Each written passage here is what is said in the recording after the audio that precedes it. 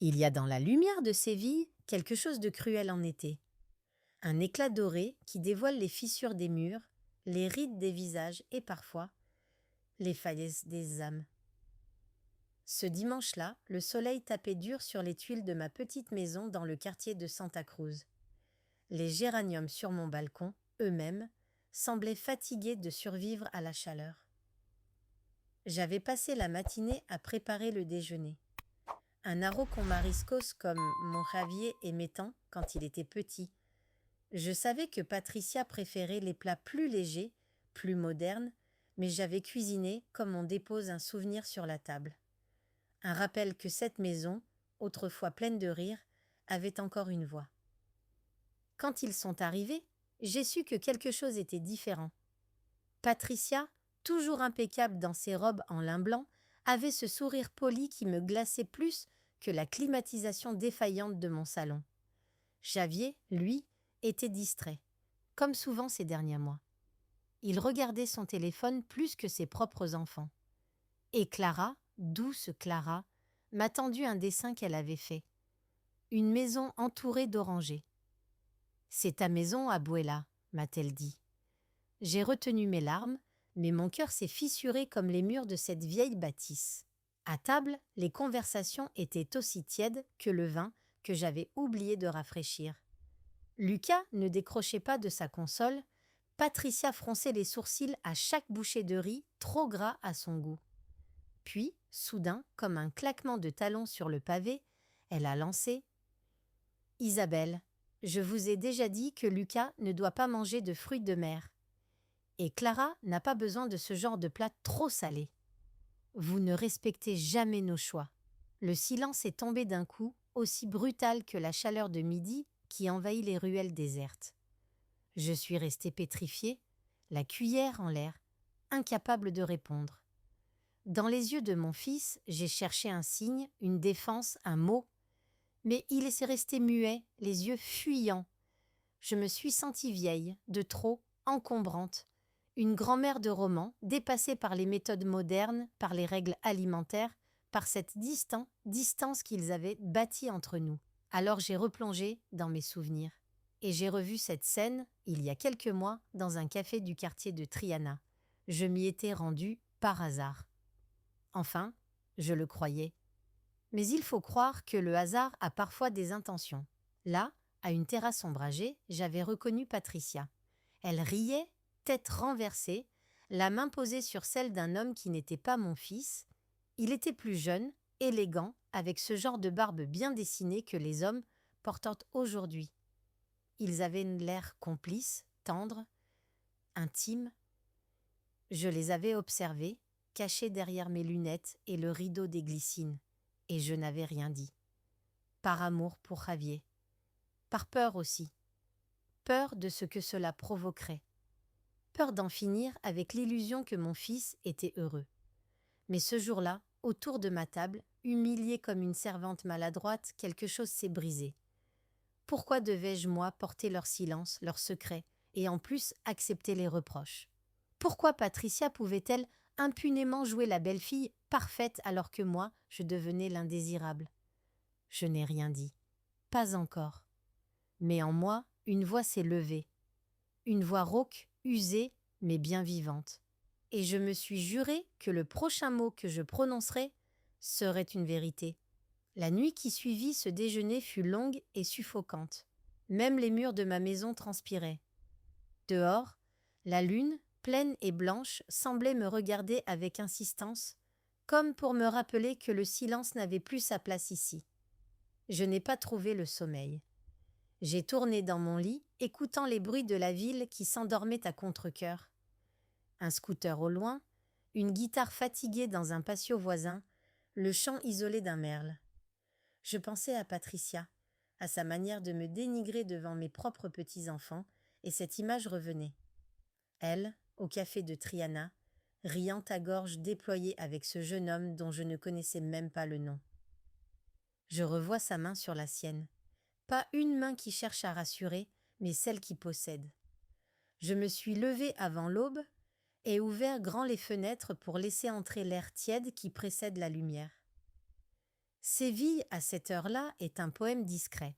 Les rues pavées encore sombres, les premières odeurs de café qui s'échappent des bars, la promesse d'un jour nouveau, même quand le cœur est vieux. Je me suis fait un café serré. Et en remuant la cuillère, j'ai repensé à mon Pierre. Lui aussi, il m'avait trompé.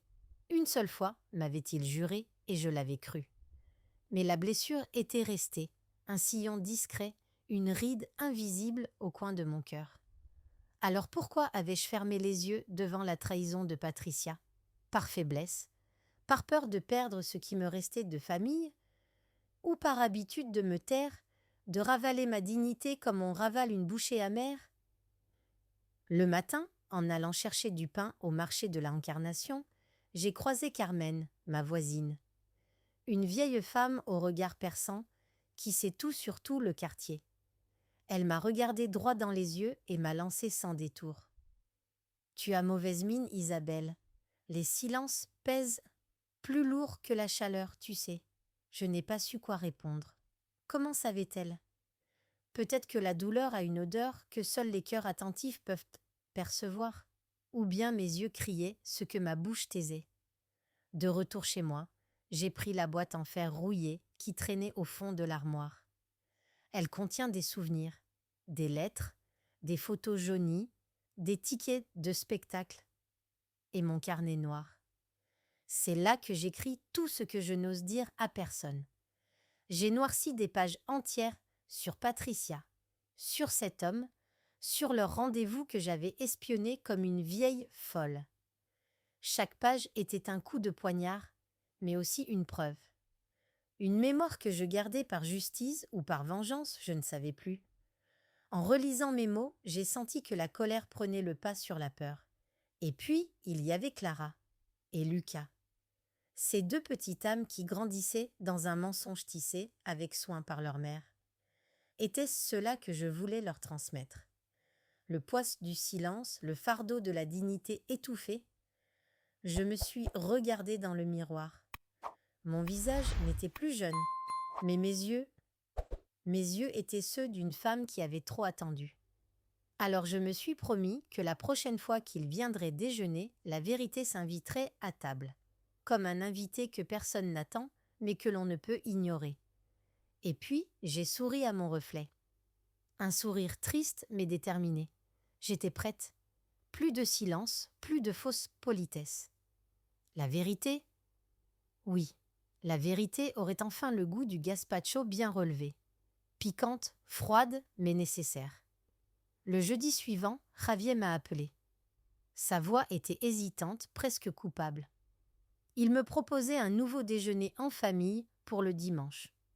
Je n'ai pas réfléchi, j'ai accepté. Ma décision était prise. Ce serait ce jour-là. La vérité, nue et tranchante, prendrait sa place à table entre le pain et le vin. Les jours précédents furent étrangement calmes.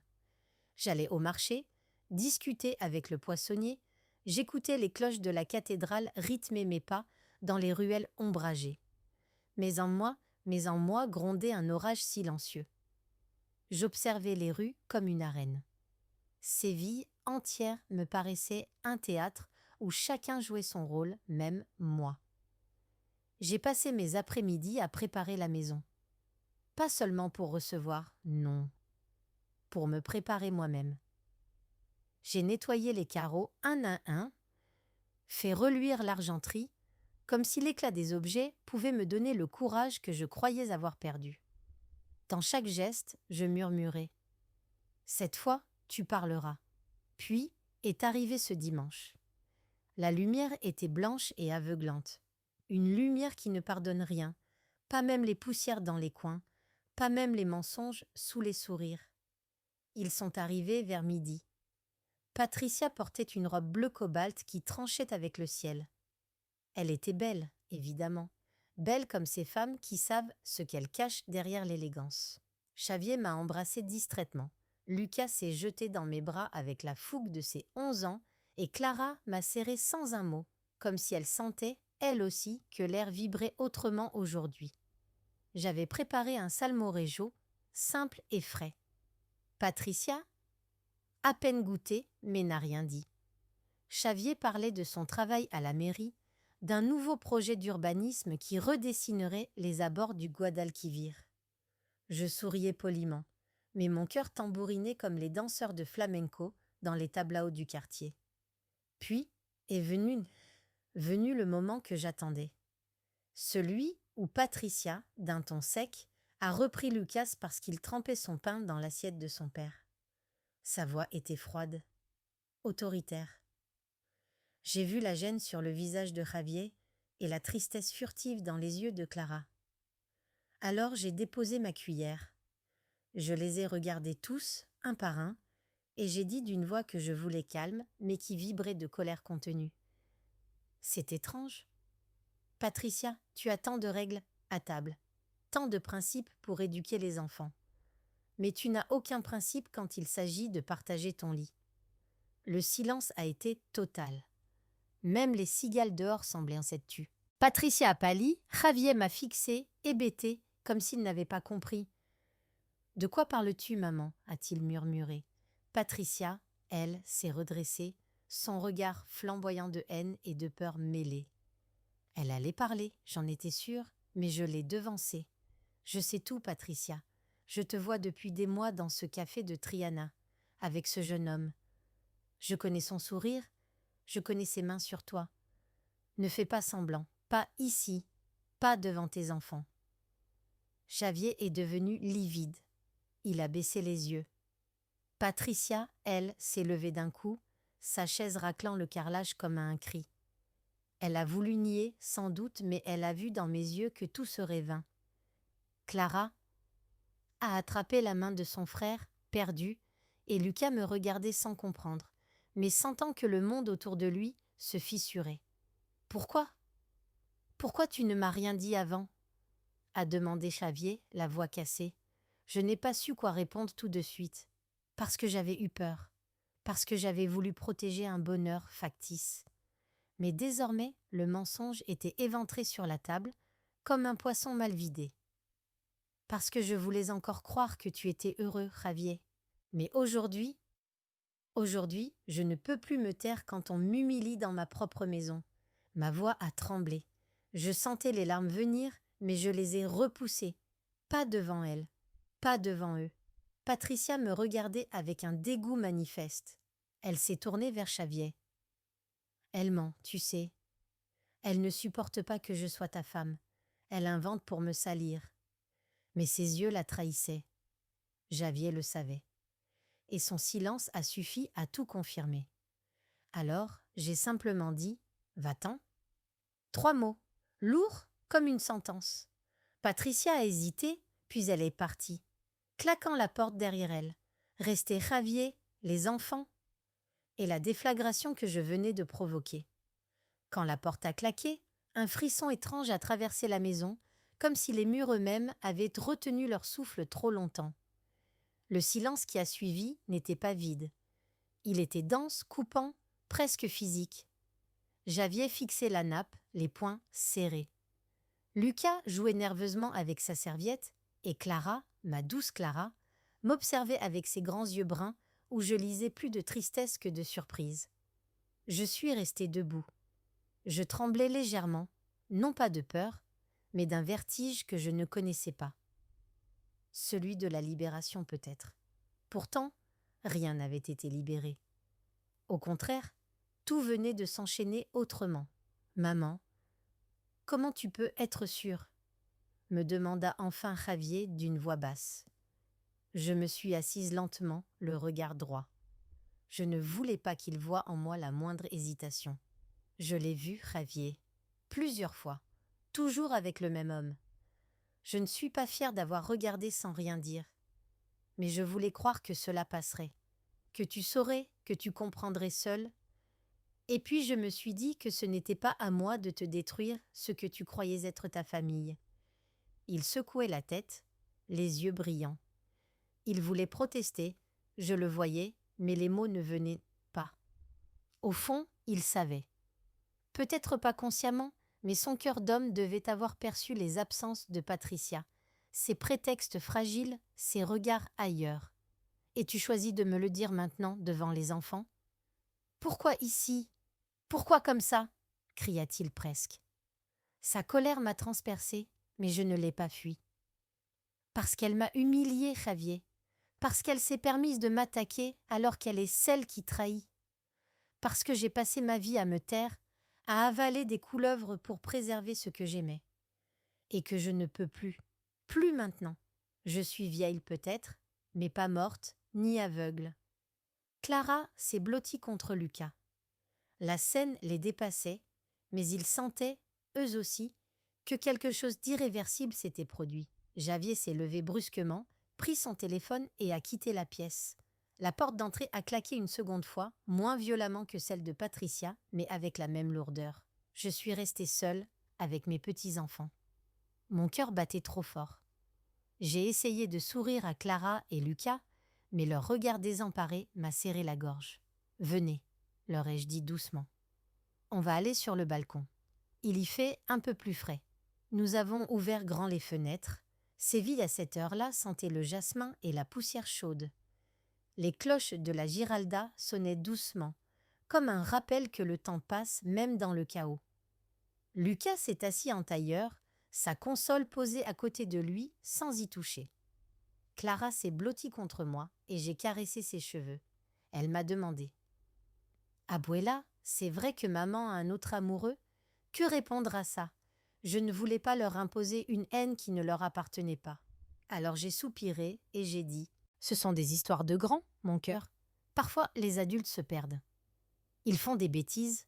Ça ne veut pas dire qu'ils ne vous aiment pas. » Elle a hoché la tête, mais je sentais son incompréhension. Comment expliquer la trahison à une enfant de 9 ans sans détruire ses certitudes? Nous sommes restés là, à regarder les hirondelles qui coupaient le ciel en silence. Je pensais à Javier. Où était-il parti? Allait-il affronter Patricia? Ou fuir, comme souvent?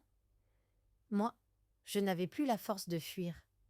J'étais là, enracinée dans cette ville qui m'avait tout donné et tout repris. Séville avec ses ruelles étroites, ses patios secrets, ses murs qui écoutent, et je savais que ce que je venais de faire, cette vérité jetée comme une grenade sur la table, aurait des conséquences que je ne maîtrisais pas. Mais il était trop tard pour reculer. Le soir est tombé lentement sur Séville, comme un rideau de velours qui apaise les blessures sans les guérir. Je regardais le ciel se teinter de pourpre derrière les toits en tuiles, mais aucune beauté ne pouvait dissiper le poids que je sentais dans ma poitrine. Javier n'était pas revenu. Son absence était une gifle muette, une réponse silencieuse à ma trahison de mère. Et pourtant, au fond de moi, je savais que j'avais fait ce qu'il fallait. Mais la justesse n'apaise pas toujours la douleur. Clara et Lucas s'étaient endormis tôt, serrés l'un contre l'autre dans le petit lit de la chambre d'amis. Je les avais bordés avec une tendresse fébrile, épiant leur respiration calme, comme pour me convaincre que, malgré le chaos, leur innocence survivait encore un peu. Je me suis retrouvée seule, comme souvent depuis la mort de mon Pierre. Mais cette solitude-là avait un goût nouveau, plus amer, plus tranchant. Je me suis servi un verre de manzanilla bien frais, j'ai ouvert les fenêtres en grand, laissant l'air nocturne caresser mes joues brûlantes. Dans la rue, des groupes de jeunes riaient. La vie continuait, indifférente à la tempête que je venais de déclencher. Le parfum du jasmin remontait des patios, enivrant, presque cruel, tant il me rappelait les nuits heureuses d'autrefois, quand la maison résonnait encore des rires de Javier enfant, de la voix grave de Pierre qui chantait faux en rentrant de la Peña Flamenca. Je me suis assise dans le fauteuil en osier qui craquait sous mon poids. J'ai pris mon carnet noir, le carnet des silences, celui où je notais tout ce que je n'avais jamais osé dire. J'ai commencé à écrire, la main tremblante. Aujourd'hui, j'ai brisé ce que je croyais protéger. J'ai arraché le voile. J'ai peur de ce que je vais trouver derrière. Mais je ne pouvais plus porter leurs mensonges. Pas après tant d'humiliation. Xavier me hait sûrement ce soir. Peut-être pour toujours. Mais moi, est-ce que je me hais? La plume s'est arrêtée là. Je n'avais pas la réponse. Comment se pardonner d'avoir brisé son propre fils pour lui ouvrir les yeux? Le téléphone a vibré. Un message. Mon cœur s'est serré. C'était Xavier. Je dois réfléchir. Ne m'appelle pas. Les enfants restent chez toi ce soir. Pas un mot de plus. Pas même un merci. Pas même un je t'aime, rien. J'ai reposé le téléphone, les yeux brouillés par les larmes. Je n'avais pas pleuré depuis des années. Pas comme ça. Pas comme une femme seule dans la nuit, à Séville, au milieu des souvenirs et des fantômes. Je suis sortie sur le balcon. La ville était splendide et indifférente, comme une femme trop belle pour s'attacher à ses amants. La lune éclairait la cathédrale, et j'ai murmuré pour moi-même « Voilà, Isabelle, tu as parlé. Tu as détruit la maison de cartes. Et maintenant ?» Mais la ville ne répondait pas. Elle respirait simplement, chaude et parfumée, comme si mon drame n'était qu'un souffle de plus dans son histoire millénaire. Je suis restée là longtemps, à regarder la nuit. Une vieille femme seule sur un balcon, avec pour seule compagnie la vérité et la peur. Et au fond de moi, une certitude commençait à germer, timide mais solide. La prochaine étape n'appartiendrait plus à Xavier, ni à Patricia. Elle serait mienne. Le lendemain matin, j'ai été réveillée par les pas feutrés de Clara. Elle s'était levée sans bruit, comme si elle voulait échapper au poids de la nuit précédente.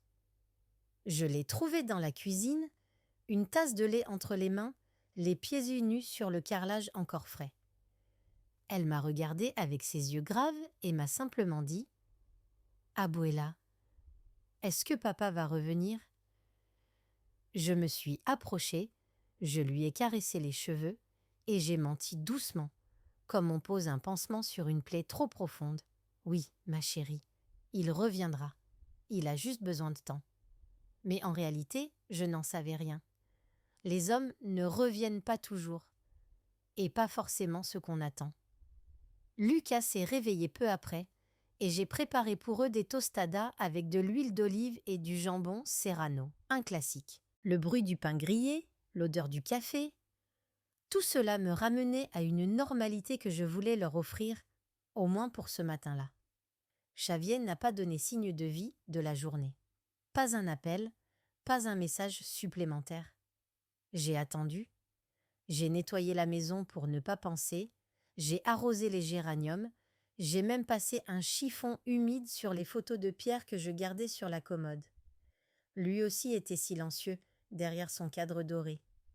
Que penserait-il de tout cela? De mon geste? Aurait-il agi autrement? Peut-être aurait-il préféré le silence, lui aussi. Mais il n'était plus là pour me le dire. L'après-midi, les enfants jouaient dans la petite cour, sous le citronnier qui peinait à donner des fruits. Je les ai regardés courir, rire, comme si rien n'avait explosé autour d'eux. Les enfants ont cette force étrange de savoir oublier, jusqu'au jour où ils ne peuvent plus. Je me suis alors souvenu d'un détail. L'homme que Patricia voyait, je l'avais déjà croisé ailleurs que dans ce café de Triana. C'était à la sortie de l'école de Lucas, il y a quelques mois. Il discutait avec Patricia comme un ami. Trop proche, trop à l'aise. Patricia avait vite écourté la conversation en me voyant arriver, prétextant un ancien camarade de faculté. Mais maintenant que le voile était levé, je revoyais chaque geste, chaque regard. Ce n'était pas de l'amitié, c'était autre chose. Et cette prise de conscience a ravivé ma colère. Je ne voulais pas être seulement la vieille femme humiliée qui avait craché la vérité dans un accès de fierté blessée. Je voulais comprendre. Savoir qui était cet homme. Pourquoi Patricia s'était-elle accrochée à lui en détruisant tout autour d'elle? Il devait bien y avoir autre chose. Un fil à tirer. Le lendemain, j'ai pris une décision qui ne m'appartenait pas. Je suis retournée à l'école de Lucas. Pas pour les enfants, mais pour retrouver ce visage, cet homme. Je ne savais pas ce que je ferais si je le voyais. Peut-être rien, peut-être tout. Sur le chemin, les rues de Séville semblaient moins étouffantes, mais les pavés racontaient toujours les histoires des pas qui les foulent. Je me demandais combien de femmes avant moi avaient suivi les traces d'un mensonge, le cœur battant, sans savoir ce qu'elles espéraient vraiment découvrir. Arrivé devant l'école, j'ai attendu. J'avais l'air d'une grand-mère comme les autres, un sac en toile sur l'épaule, la robe d'été flottant dans la brise chaude. Mais en moi, chaque minute pesait. Et puis je l'ai vu, l'homme. Il était là, au loin, adossé à un muret, téléphone à la main. Même barbe bien taillée, même air sûr de lui. Il regardait autour de lui, nerveux, puis j'ai vu Patricia. Elle est apparue au coin de la rue, seule. Elle s'est approchée de lui et, sans la moindre prudence, l'a embrassé rapidement. Un baiser furtif mais sans équivoque. Alors je n'étais pas folle. Je n'avais pas imaginé. Je me suis sentie partagée entre le soulagement terrible d'avoir eu raison et la tristesse infinie de ce que cela confirmait. Mais ce que je n'avais pas prévu, c'est que Javier était là lui aussi. Il les observait, caché derrière un arbre, les poings serrés. Il savait, il avait compris, mais il n'était pas intervenu. Et là, à quelques mètres de moi, j'ai vu mon fils pleurer pour la première fois depuis des années. Voir Javier ainsi, seul, immobile et brisé dans l'ombre d'un platane, m'a coupé le souffle. J'aurais voulu courir vers lui, l'enlacer comme quand il était petit et qu'il pleurait en tombant de vélo. Mais quelque chose m'a retenue. Une pudeur, ou peut-être la conscience que cette douleur-là lui appartenait, que je n'avais pas le droit de lui voler ce moment. Je suis restée à distance, le cœur serré. Il ne me voyait pas. Il ne voyait rien, si ce n'est la trahison qui s'étalait sous ses yeux comme une évidence. Patricia et cet homme riaient à présent, complices, insouciants, comme deux adolescents qui n'ont jamais rien à perdre. Quand ils se sont éloignés, bras dessus, bras dessous, Javier essaie resté là, figé. Et puis, lentement, il s'est tourné, les yeux rougis, le visage défait. C'est à cet instant qu'il m'a aperçu. Nos regards se sont croisés. Un éclair de surprise, puis une vague de honte ont traversé ses traits. Il a baissé les yeux, comme un enfant pris en faute, mais je n'ai pas bougé. Je voulais qu'il sache que je l'avais vu, que je partageais son chagrin sans le lui voler. Il s'est approché, la démarche lourde. Devant moi, il s'est arrêté, incapable de parler tout de suite. Alors je lui ai simplement dit « Maintenant tu sais ». Il a hoché la tête, les lèvres tremblantes, puis il a murmuré « Depuis combien de temps tu sais, maman ?» Je n'ai pas menti. Je lui ai raconté tout. Le café à Triana, les regards échangés, les rendez-vous répétés. Je lui ai dit ma peur, mon hésitation, mon silence. Et puis l'humiliation de dimanche, celle qui m'avait forcé à briser enfin cette omerta. Il a écouté sans rien dire, la tête baissée, les épaules courbées, comme si le poids de mes mots l'écrasait un peu plus. « Pourquoi tu ne m'as rien dit avant, bordel ?» s'est-il soudain écrié. « Tu crois que ça aurait été plus douloureux que ça ? Regarde-moi, maman. Regarde ce qu'elle m'a fait. » Ces cris résonnaient dans la petite rue, faisant se retourner quelques passants. Je suis restée droite, le regard planté dans le sien. Parce que j'avais peur de te perdre, Javier. Peur de briser ce qu'il restait de ta vie de famille. Mais j'ai compris trop tard que le mensonge te rongeait déjà. Et moi avec. Il a éclaté en sanglots, là, en pleine rue, comme un enfant. J'ai voulu le prendre dans mes bras, mais il a reculé, honteux. Je n'ai plus rien, maman. Je suis vide, même mes enfants. Comment je vais leur expliquer ? Ces mots m'ont transpercé. Je l'avais mis face à la vérité, oui. Mais je n'avais pas anticipé ce vide, ce gouffre dans lequel il tombait. Tu as encore Clara et Lucas, Javier. Et tu m'as moi. Tu n'es pas seul. Mais il a secoué la tête. Je voyais bien qu'il ne me croyait pas. La trahison avait tout balayé. Sa fierté, son identité, son rôle de père. « Il faut que je parte », a-t-il dit. « J'ai besoin de réfléchir. Loin d'elle, loin de tout. »« Où tu vas aller ?»« Je ne sais pas, mais je reviendrai chercher les enfants. » Je voulais lui dire que les enfants avaient besoin de stabilité, de repères. Mais ce n'était pas le moment. Il avait besoin d'air. Je l'ai laissé partir, seul, les épaules basses, avalé par les ruelles brûlantes. Je suis restée là, au milieu de la rue, pétrifiée.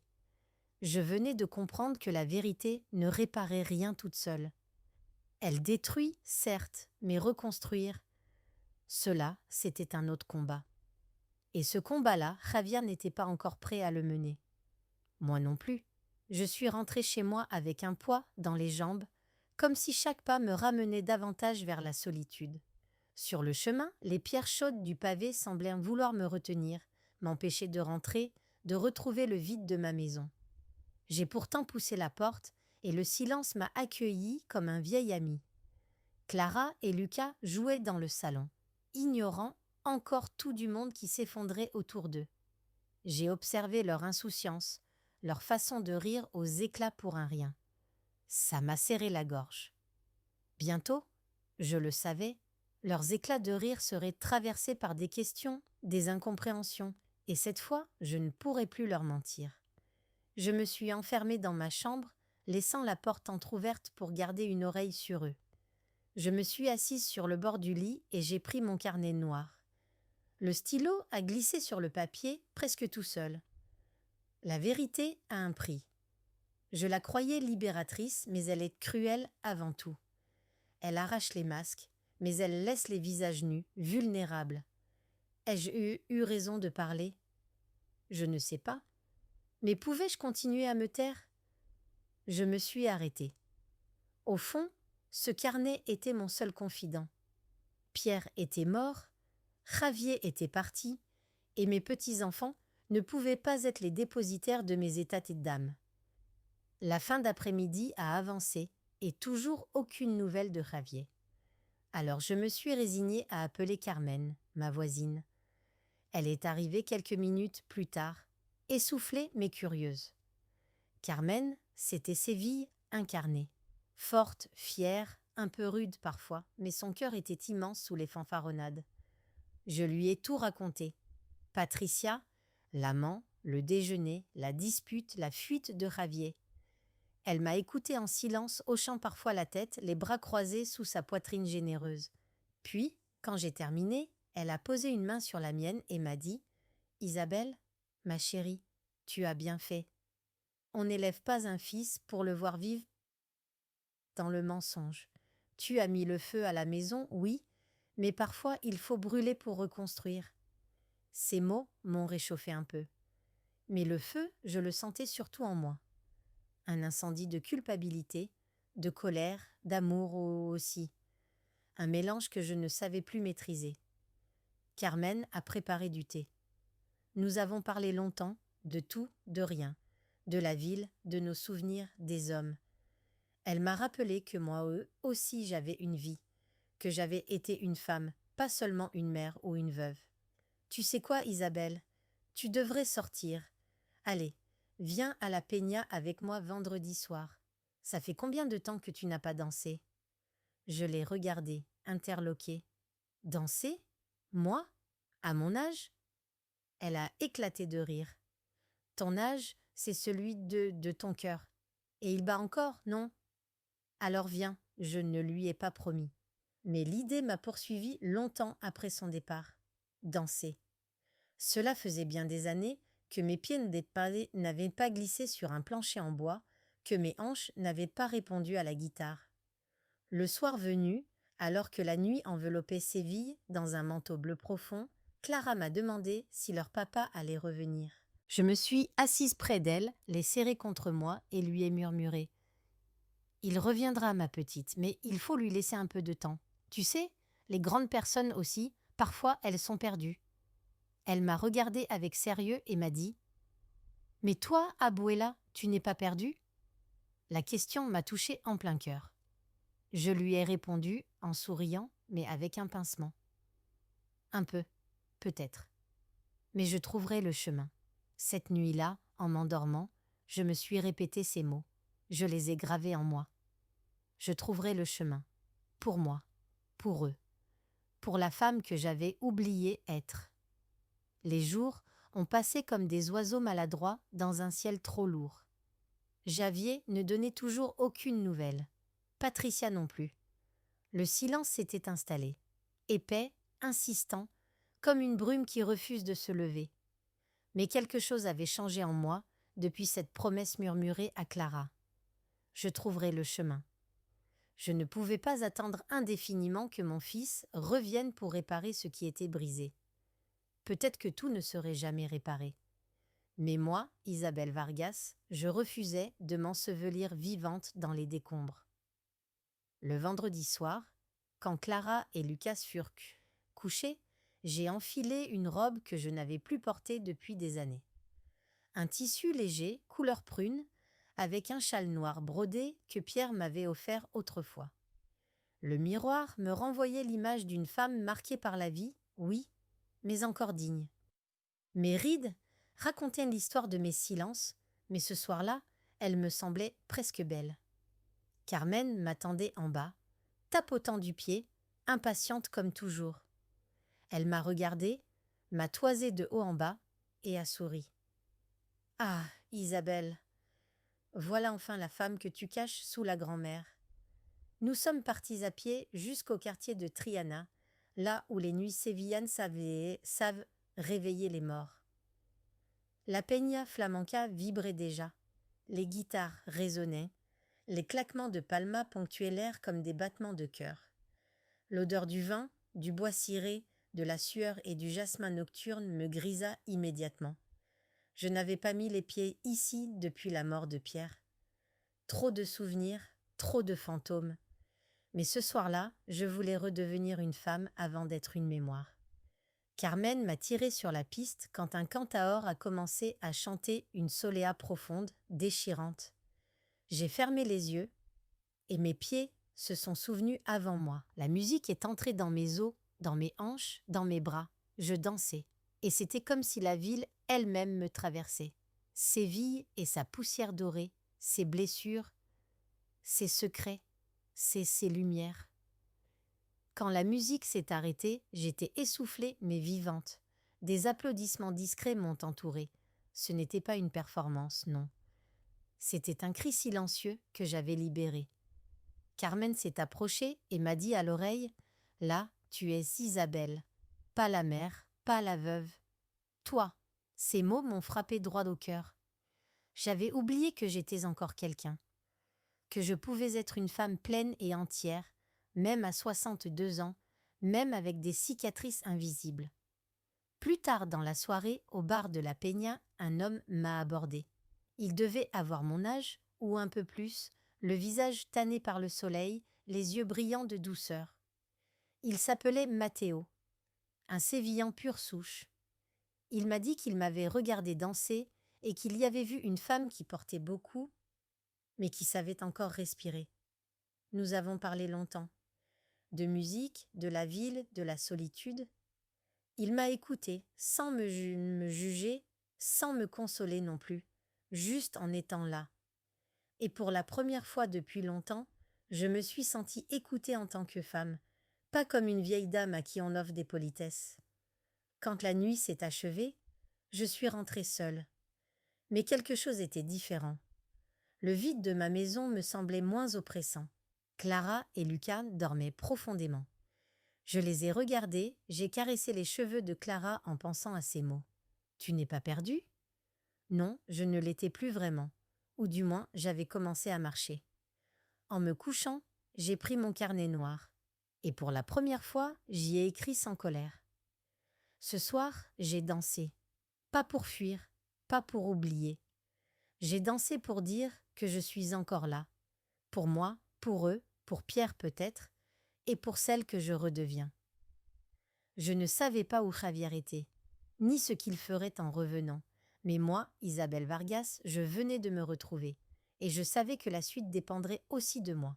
Le lendemain matin, la lumière de Séville m'a semblé plus douce, comme si la ville elle-même avait voulu saluer mon réveil intérieur. Je me suis levée tôt, avec cette étrange légèreté que l'on ressent après une nuit trop courte mais intensément vécue. Clara et Lucas dormaient encore. Le calme de la maison me paraissait moins lourd, moins vide, comme s'il respirait enfin à mon rythme. Je me suis assise au balcon, une tasse de café à la main, observant les premières lueurs effleurer les toits. Les pigeons volaient en cercle autour du clocher voisin, et l'air du matin portait déjà des promesses de chaleur. J'aimais ces instants où la ville s'éveillait lentement, avec la paresse majestueuse qui lui était propre. Je pensais à Javier. Où était-il? Que faisait-il à cet instant? Était-il seul, effondré sur un banc quelque part? Ou bien enfermé dans un hôtel minable à ressasser ses erreurs? Une partie de moi voulait l'appeler, lui tendre la main. Mais une autre savait qu'il devait traverser cela seul. Il n'y a pas de raccourci dans la douleur. Puis mes pensées sont revenues à Matteo. Sa voix grave, ses yeux patients, sa façon de me parler comme à une égale, pas comme à une vieille dame fatiguée. J'ai pensé à ces mots. Vous avez dansé pour dire que vous êtes encore là. Oui, et je voulais que cela continue. Je n'étais pas encore prête à retomber dans l'ombre, alors j'ai décidé de changer quelque chose. Une première chose. J'ai pris mon carnet, non pas le noir, celui des silences, mais un vieux cahier vierge oublié dans un tiroir. Et j'ai commencé à écrire autrement. Je suis Isabelle Vargas, j'ai 62 ans. Je suis veuve. J'ai été mère, grand-mère, épouse. Mais aujourd'hui, je redeviens femme. Une femme qui danse, qui marche, qui veut encore sentir le vent chaud de Séville sur sa peau. Les mots coulaient, et avec eux, une forme de renaissance. Plus tard dans la matinée, j'ai décidé d'emmener Clara et Lucas à la Plaza d'Espagne. Ils adoraient courir autour des fontaines, admirer les céramiques colorées, nourrir les pigeons. Je voulais leur offrir un fragment de normalité, un moment à eux, loin des drames des adultes. Nous avons marché le long du parc de Maria Luisa, les arbres offraient une ombre bienvenue, et les rires des enfants se mêlaient au chant des oiseaux. Clara a voulu faire un tour de barque sur le canal. Alors je l'ai fait. Moi, Isabelle, qui n'étais pas montée sur une barque depuis mes 20 ans. Lucas pagayait maladroitement, Clara riait, et moi, j'avais le vent sur le visage. Je me sentais vivante, fatiguée mais vivante. Au retour, alors que nous traversions la place, mon téléphone a vibré. Un message. Xavier. Maman, je rentre demain. Merci de t'occuper des enfants, on parlera. Rien de plus. Pas d'émoticône, pas de tendresse, mais il rentrait. Et c'était un premier pas. J'ai montré le message à Clara, qui a sauté de joie. Lucas, lui, a souri discrètement, plus réservé. Je savais que ce retour ne serait pas simple. Rien ne serait simple. Il faudrait reparler, affronter, peut-être crier encore. Mais au fond de moi, je sentais que moi et aussi je serais prête. Le soir, Carmen est venue prendre des nouvelles. Quand je lui ai raconté la journée, elle a haussé les sourcils et m'a dit « Tu vois, Isabelle, quand on commence à se réveiller, le monde change autour de nous. Il suffit parfois de danser une fois pour ne plus jamais oublier comment on fait. » Avant de se coucher, Clara m'a demandé « Abuela, est-ce qu'on va redevenir une famille ?» J'ai hésité, puis je lui ai répondu « On ne redeviendra peut-être pas comme avant, ma chérie, mais on deviendra autre chose. Et ça peut être bien aussi. Je ne savais pas encore quoi, mais j'avais envie de le découvrir. » Xavier était revenu un lundi, à l'heure où Séville bascule doucement de la torpeur de la sieste vers la vie qui reprend dans les ruelles. J'étais dans la cuisine en train de préparer une tortilla de patata pour les enfants quand j'ai entendu la porte s'ouvrir. Pas de bruit précipité, pas de voix. Seulement le claquement léger du battant qui se referme. Je suis sortie du patio intérieur, essuyant mes mains sur un torchon. Il était là, Javier, dans l'entrée, un sac de voyage à la main, l'air épuisé. La barbe de quelques jours, le visage tiré. Mais dans ses yeux, il n'y avait plus la colère.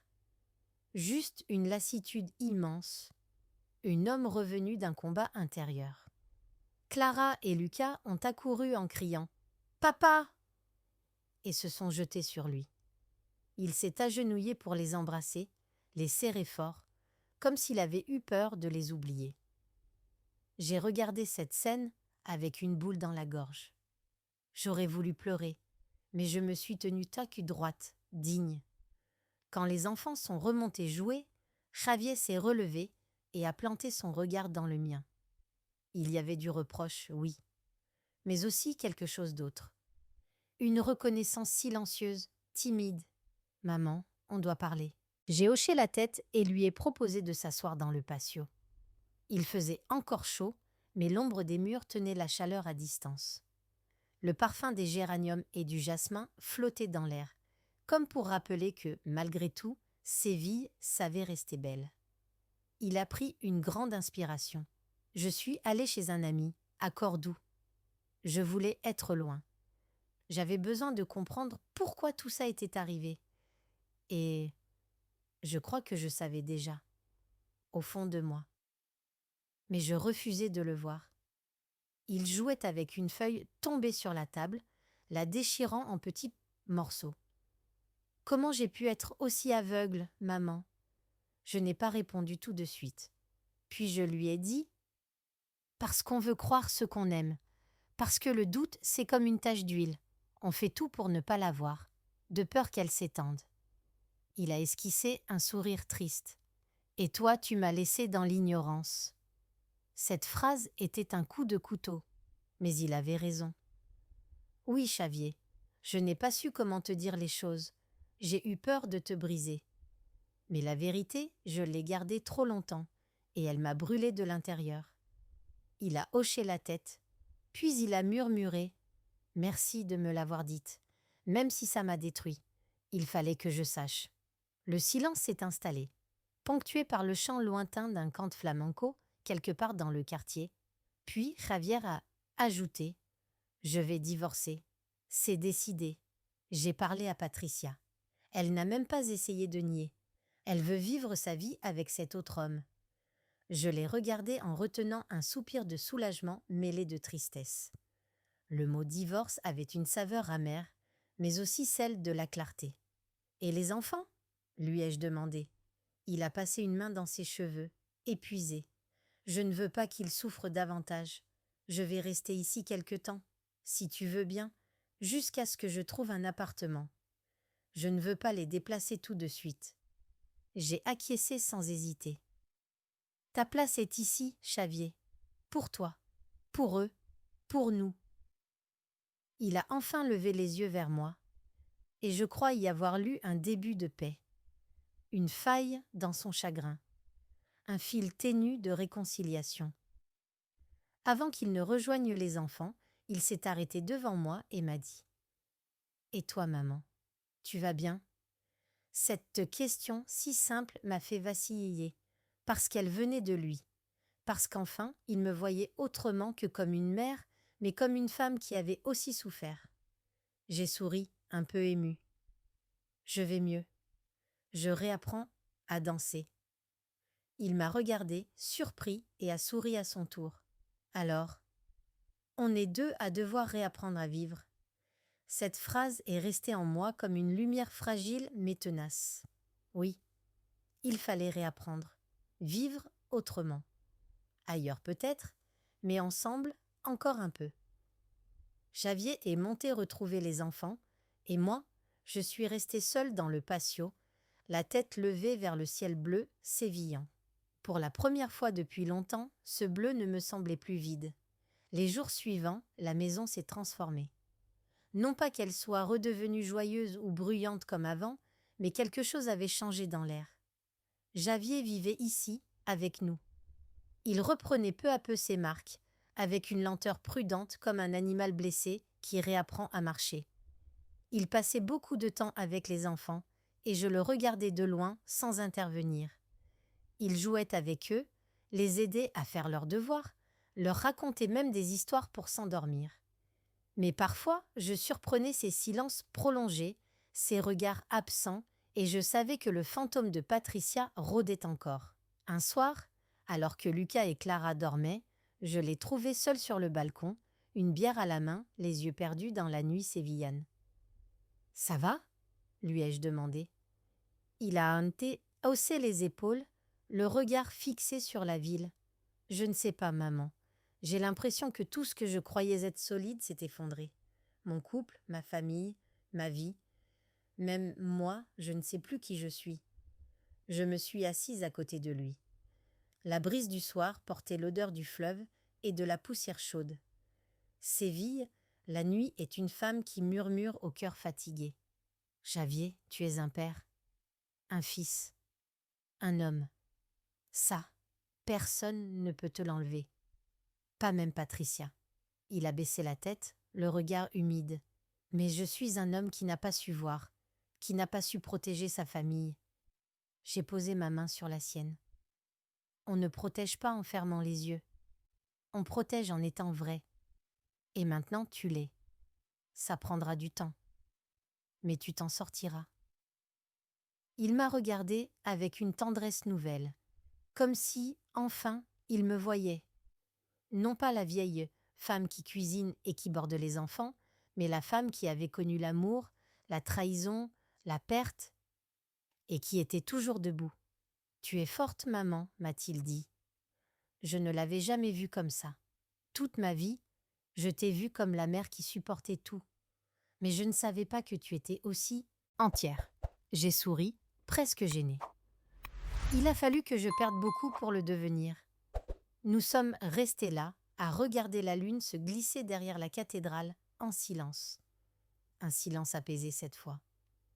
Le lendemain, j'ai reçu un message. De Matteo, celui que j'avais rencontré à la Peña. Il me proposait de nous revoir, de prendre un café ou de faire une promenade. J'ai relu son message plusieurs fois avant de répondre. J'ai accepté. Je ne savais pas ce que cela voulait dire. Un café, une amitié, un début ou simplement une échappée belle. Mais j'ai compris que moi aussi, j'avais droit à une part de légèreté. À mon âge, peut-être encore plus. Quand je l'ai dit à Carmen, elle a éclaté de rire. Enfin, la vieille lionne se réveille. Cette vieille lionne, oui. Moi. Isabelle Vargas. Peut-être pas si vieille. Finalement. Pas quand le cœur recommence à battre, autrement. Le dimanche suivant, je suis sortie avec Matteo. Nous avons marché le long du Guadalquivir. Il parlait peu, mais chaque mot était juste. Il m'a parlé de sa vie, de ses blessures, de ses espoirs. Et moi, sans vraiment m'en rendre compte, je lui ai parlé de Pierre, de Javier, de Patricia, de la douleur, du silence, de la danse. À un moment, il m'a dit en souriant « Vous avez beaucoup de choses vues en vous, Isabelle, et tout cela vous rend belle. » Je ne sais pas pourquoi, mais ces mots m'ont fait pleurer. Discrètement. Et lui n'a rien dit. Il a simplement marché à mon rythme, respectant mes larmes comme un secret ancien. En rentrant chez moi ce soir-là, j'ai regardé la maison différemment. Xavier lisait une histoire aux enfants, Clara était blottie contre lui, Lucas déjà à moitié endormi. La vie, malgré tout, reprenait sa place. Et moi, je savais que je venais d'ouvrir une porte. Pas celle du passé, non, mais une porte vers moi-même. Il y a quelque chose de merveilleux et de terrifiant dans la sensation de renaître. C'est comme marcher sur un chemin pavé d'habitudes que l'on croyait éternel, et soudain découvrir un sentier parallèle, un passage caché qui mène vers une version inexplorée de soi-même. Depuis cette promenade avec Matteo, je n'étais plus tout à fait la même. Mes pas avaient une légèreté nouvelle, comme si chaque rue de Séville me chuchotait. « Tu existes encore, Isabelle. » Même les pavés usés sous mes pieds semblaient moins durs, moins froids. Avec Javier, les jours se faisaient moins lourds. Il s'investissait auprès des enfants, il sortait parfois seul, marchait des heures au bord du fleuve ou dans les parcs. Il était encore cabossé, mais je le sentais moins égaré. Un soir, alors que nous étions seuls à dîner, il a posé sa fourchette et m'a dit, les yeux plantés dans les miens. « Maman, je voulais te dire merci. Merci d'avoir parlé. Même si ça m'a détruit sur le coup, c'était nécessaire. Sans toi, je serais restée dans l'aveuglement, et j'aurais fini par me haïr. J'ai senti mes yeux picoter, mais je suis restée droite. Je ne l'ai pas fait pour qu'on me remercie, Xavier. Je l'ai fait parce que je ne pouvais plus me taire, pas après tout ce que j'avais déjà avalé dans cette vie. » Il a hoché la tête, un peu honteux. « J'aurais dû te voir, te comprendre avant. Je crois que je ne t'ai jamais vraiment regardé. Tu étais maman, et ça me suffisait. Mais je sais aujourd'hui que tu es bien plus que ça. » Ces mots ont résonné longtemps en moi. Ils m'offraient enfin une reconnaissance que je n'attendais plus, mais qui arrivait comme une pluie bienfaisante après un été trop sec. Le lendemain, j'ai revu Matteo. Nous avons pris un café dans une petite place ombragée près de la Plaza del Salvador. Nous avons parlé longtemps et à un moment, il m'a regardé en souriant. « Isabelle, pourquoi ne pas sortir un soir? Un vrai dîner. Pas juste un café volé entre deux obligations. » Je l'ai regardé, un peu déstabilisé. Cela faisait combien de temps qu'un homme ne m'avait pas invité ainsi? Des décennies, peut-être. « Pourquoi pas ?» ai-je répondu simplement, la voix tremblante mais déterminée. Et alors, il a fait quelque chose de simple mais qui m'a bouleversée. Il a pris ma main, doucement, comme si ce geste pouvait recoller mes morceaux. Quand je suis rentrée, le sourire ne quittait plus mon visage. Carmen, en me voyant passer, m'a interpellée depuis son balcon. « Oh, oh, je connais ce sourire-là. Alors, c'est pour quand la robe de fête ?» Je lui ai envoyé un clin d'œil. « Peut-être bientôt, Carmen, peut-être bientôt. » La nuit, allongée dans mon lit, j'ai repensé à tout ce chemin parcouru depuis ce déjeuner maudit où tout avait explosé. Je me suis souvenue de Patricia, de son arrogance, de sa trahison. Elle n'avait plus donné signe de vie et je savais que Javier avait entamé les démarches pour le divorce. Elle s'effaçait de nos vies comme une ombre qui s'éloigne à mesure que la lumière grandit. Mais la lumière, elle, venait d'ailleurs désormais, de moi, de Matteo, de Séville, cette ville brûlante et tendre qui m'avait vue plier sans jamais tomber. Avant de m'endormir, j'ai ouvert mon carnet noir. Mais cette fois, je n'ai pas écrit de douleur ou de regret. Juste une phrase. Je suis prête. Pour la suite, pour moi. Demain, c'était un dîner. Peut-être une nouvelle histoire. Ou simplement un nouveau chapitre de moi-même. Et c'était déjà beaucoup. Le soir du dîner, Séville s'était parée de sa plus belle lumière. Cette arceur particulière où les murs blanchis à la chaux prennent une teinte dorée, où les balcons se parent d'ombres dentelées et où l'air, même encore chaud, sent la promesse de la nuit. Je m'étais longuement préparée. Pas pour plaire, non, mais pour me rappeler que j'étais encore capable de me trouver belle. J'avais choisi une robe couleur émeraude, fluide, légère, qui dansait autour de mes chevilles comme un souffle. Mes cheveux étaient relevés simplement, mais je m'étais accordé la coquetterie de boucles d'oreilles en argent que je n'avais plus portées depuis des années. Quand je suis descendue, Clara m'attendait dans le salon. Elle m'a observée avec de grands yeux admiratifs. « Où tu vas, abuela ?» Je me suis penchée vers elle avec un sourire tendre. « Je vais dîner avec un ami, ma chérie. » Elle m'a regardée, intriguée. « Un amoureux ?» Je me suis mise à rire, surprise par sa perspicacité. « Peut-être pas encore, Clara, mais quelqu'un qui me fait me sentir bien. » Elle a hoché la tête avec gravité, comme si elle comprenait qu'un chapitre important s'ouvrait. Lucas, lui, m'a simplement lancé « Tu es belle, abuela ». Et ces mots-là, venus d'un petit garçon de 11 ans, m'ont réchauffé le cœur comme aucun compliment d'homme ne l'avait fait depuis longtemps. Javier est apparu à la porte du salon, une tasse de café à la main. Il m'a observé silencieusement, puis a esquissé un sourire sincère. « Tu es magnifique, maman, ça te va bien de penser à toi. » Je l'ai regardé, émue. Entre nous, quelque chose s'était réparé. Pas tout, mais l'essentiel. Le respect, l'admiration peut-être. Il me reconnaissait enfin comme une femme entière, pas seulement comme la mère qui endure. Quand je suis arrivée au restaurant, Matteo était déjà là. Il s'est levé en me voyant, ses yeux brillants d'un éclat sincère. « Isabelle, vous êtes splendide. » Il avait ce regard qui ne ment pas, qui voit au-delà des années, des rides, des cicatrices. Un regard qui reconnaît la force, la beauté, la vie. Le dîner fut simple, délicieux. Nous avons parlé de tout, de rien, de musique, de voyages que nous n'avions jamais faits, de nos enfants, de nos blessures. Il m'écoutait vraiment, avec une patience et une attention qui m'étaient devenues étrangères. À un moment, alors que la nuit enveloppait la ville et que les lampions du patio où nous étions diffusaient une lumière douce, il a pris ma main. « Isabelle, je ne sais pas ce que nous sommes, ni où cela va, mais j'ai envie de découvrir. Avec vous ?» J'ai serré ses doigts, doucement. « Moi aussi, Mathéo, je n'ai pas de promesse à offrir, juste l'envie d'être vivante. » Nous sommes sortis du restaurant en riant, bras dessus bras dessous, comme deux adolescents un peu maladroits.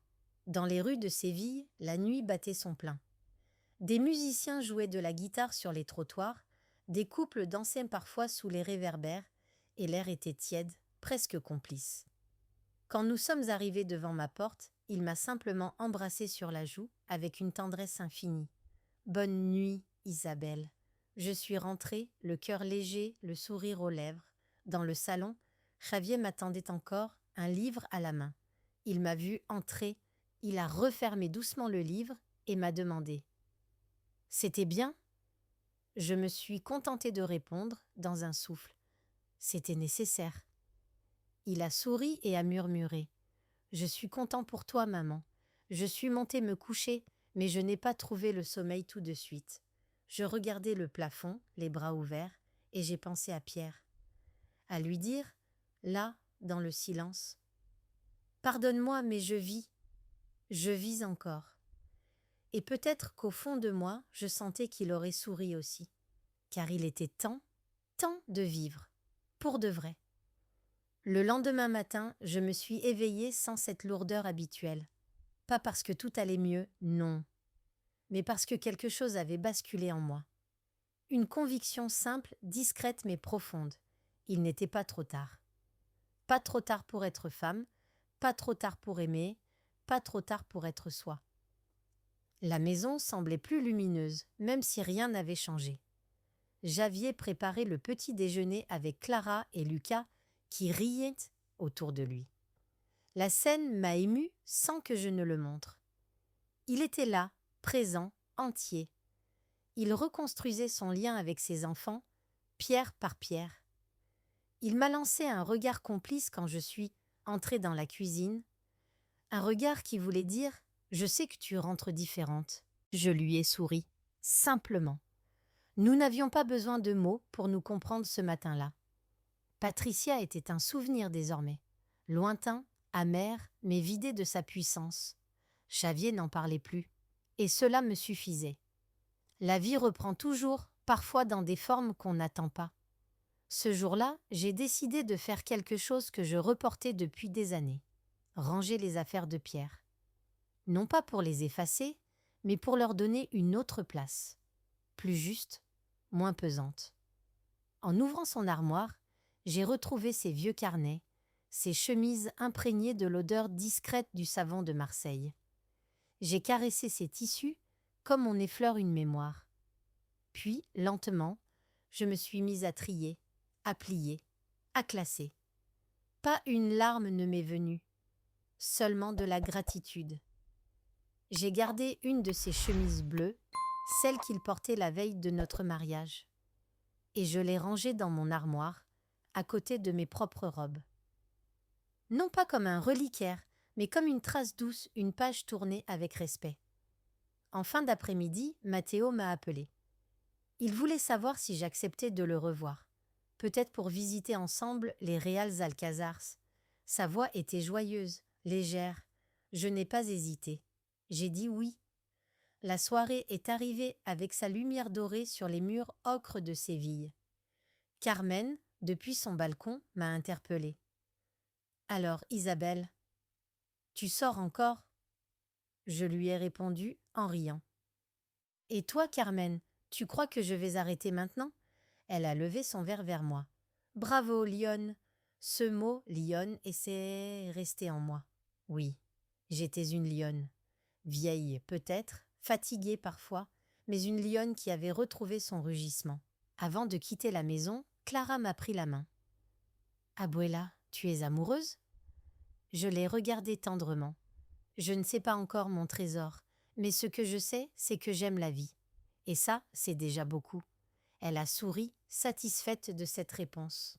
Lucas, lui, m'a simplement serré fort. J'ai quitté la maison, la tête haute. Dans la rue, l'air était doux et Séville me semblait différente. Pas parce qu'elle avait changé, mais parce que moi, je la regardais autrement. En marchant vers mon rendez-vous, je me suis surprise à penser à vous qui m'écoutez aujourd'hui. Vous qui avez peut-être aussi des silences trop lourds, des vérités enfouies, des rêves que vous avez oubliés. Je veux vous dire ceci. Qu'attendez-vous pour vivre? Qu'attendez-vous pour parler, pour aimer, pour danser, pour pleurer et recommencer? La vérité ne détruit pas, elle libère. Mais elle demande du courage, celui d'affronter les éclats, puis de ramasser les morceaux et d'en faire autre chose. Peut-être même une œuvre nouvelle. Moi, Isabelle Vargas, veuve, mère, grand-mère, je suis encore une femme vivante. Et vous, qui êtes-vous encore derrière les rôles que la vie vous a donnés? Je vous laisse cette question, car parfois, il suffit d'un pas, d'un mot ou d'une danse pour commencer à y répondre.